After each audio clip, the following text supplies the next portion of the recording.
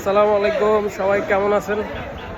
আচ্ছা, ঘুরতে আসছিলাম চাঁদপুরে এসে একটু ইলিশের ঘাটে গেলাম। ভাবলাম দু চারটা ইলিশ মাছ কিনা যায় কিনা একটু দেখি। এখন কিনতে গিয়া দাম যে পরিমাণ দেখলাম, মনে হলো যে কিডনি বেচা ছাড়া পসিবল না ইলিশ মাছ কিনা। অনেকেই কিনতেছে কিডনি বেচা ছাড়া। আর এখন কয়েকজনের জিগেলাম যে ভাই মাছের দাম এত বেশি কিনলে কেন। তিনটা কারণ পাইলাম।